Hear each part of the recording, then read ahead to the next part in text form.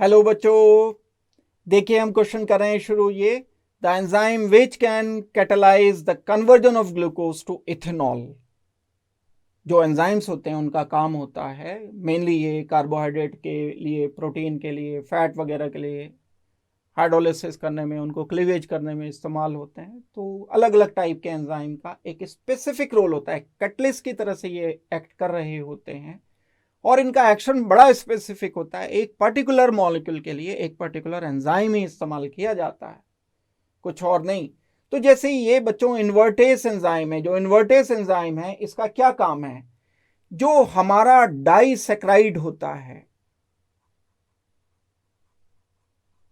Disaccharide जैसे sucrose molecule होता है, सुक्रोस मॉलिक्यूल जो शुगर है, चीनी है, खाने वाली चीनी, जो टेबल शुगर जिसे हम बोलते हैं, डाइसेक्राइड में अगर हम इन्वर्टेस एंड वाटर ऐड कर देते हैं तब एक मॉलिक्यूल बन जाता है ग्लूकोज, एक मॉलिक्यूल बन जाता है सुक्रोज, एक मॉलिक्यूल बन जाता है फ्रक्टोज। तो यहां इन्वर्टेस एंजाइम ही इसको हाइड्रोलाइज कर पाता है ए पार्ट में। बी पार्ट पर हम आते हैं। बी पार्ट हमारा है जाइमेस एंजाइम। क्या करता है जाइमेस एंजाइम बच्चों? जो होता है वो शुगर को, ग्लूकोज को, दैट मीन्स कन्वर्ट कर पाता है ये इथेनॉल में, यानी इथाइल अल्कोहल में, CH3CH2OH में, एंड साथ में इसमें कार्बन डाइऑक्साइड लिबरेट होता है, CO2 इसमें लिबरेट हो जाता है। माल्टेज देखते हैं, एक सी जो एंजाइम यहां पर दिया हुआ है, this enzyme is basically maltase. Maltase एक शुगर होती है जिसे हम बोलते हैं माल्टोस। इस माल्टोस को ये ग्लूकोज में कन्वर्ट कर देता है।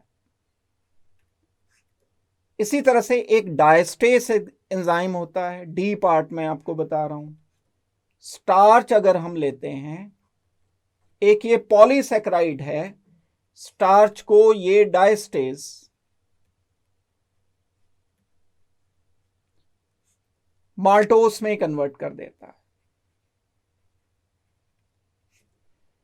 ये बड़े स्पेसिफिक एक्शन इनके होते हैं। कार्बोहाइड्रेट के लिए हम इनमें से कोई एंजाइम यूज कर सकते हैं, लेकिन हमें तो अब यहां से स्पेसिफिक एक सॉर्ट आउट करना है। The enzyme which can catalyse the conversion of glucose, glucose को इथेनॉल में कन्वर्ट करने के लिए तो जाइमेस एंजाइम निकला। ये जाइमेस एंजाइम हमारे काम का है, जो ग्लूकोज को इथेनॉल में कन्वर्ट करने के काम आ रहा होता है। दैट मीन्स बच्चों हमें इस क्वेश्चन का आंसर फाइनलाइज करना चाहिए B is our final answer. Thank you very much and good luck.